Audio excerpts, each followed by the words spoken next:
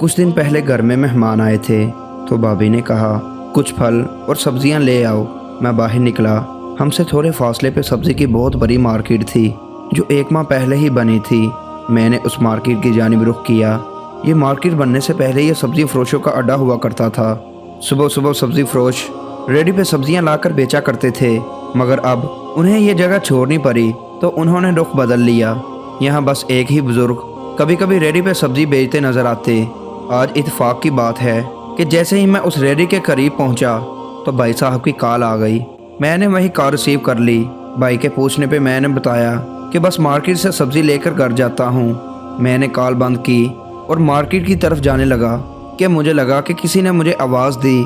पीछे देखा तो वही सब्ज़ी वाले बुज़ुर्ग इशारा करके बुला रहे थे।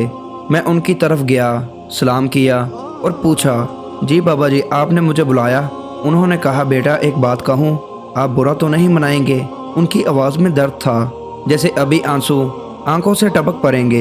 मैंने कहा, जी बाबा जी ज़रूर कहें। मैं भला आपकी बात का क्यों बुरा मनाने लगा? अब उनकी आंखों से आंसू गिरकर उनकी सफ़ेद दाढ़ी पे जा रुके। मैंने कहा, क्या हुआ बाबा जी, आप बताएं। उन्होंने बहुत दर्द भरी आवाज़ से कहा, बेटा मार्केट में जो सब्ज़ी आपको जिस कीमत पे पड़ेगी मैं उससे भी आधी कीमत पे आपको सब्ज़ी दे दूंगा। जिस कीमत पे लाया हूँ आप उसी कीमत पे ले जाएं। मैं आपसे 1 रुपया भी मुनाफा नहीं लेता। ये कहते कहते वो रो पड़े। यकीन कीजिए मेरा दिल भी चाहा कि वहीं रोना शुरू कर दूँ। इतना दर्द था उनकी आवाज़ में, उनके लहजे में कि मैं बयान नहीं कर सकता। फिर वो ज़रा खामोश हुए और फिर कहा, बेटा आज सुबह से एक गाहक भी नहीं आया, सब मार्केट का रुख कर जाते हैं। मेरे पास जितने पैसे थे सुबह मंडी जाके सब्ज़ी ले आया।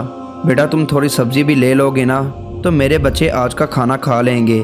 जितने भी पैसे तुम दो मैं ले लूँगा, वरना उन्हें फिर भूखा सोना पड़ेगा। मेरी बीवी और मेरी 2 बच्चियाँ हैं जो घर में इंतज़ार में होंगी कि कुछ ले जाऊँ तो वो पकाएं।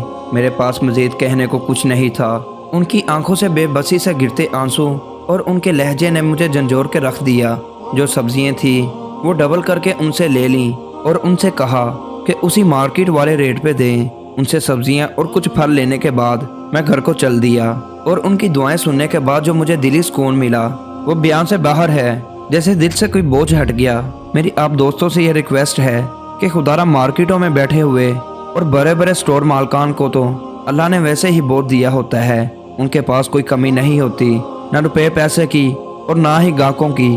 इसलिए कोशिश किया करें कि कहीं अगर आपकी कोई ज़रूरत की चीज़ बेच रहा हो जो आपने वैसे ही मार्केट में जाके लेनी है तो क्यों ना किसी मस्कीन और गरीब से ले लें। ये वो गैरतमंद और अल्लाह वाले लोग होते हैं जो किसी भी सूरत में किसी के सामने हाथ नहीं फैलाते, बल्कि थोड़ा ही सही मगर इसके हलाल कमाते हैं। और एक बात और, अगर 2 रुपये ज़्यादा भी मांग लें तो कोशिश करें कि नेकी समझ कर भेदभाव न करें।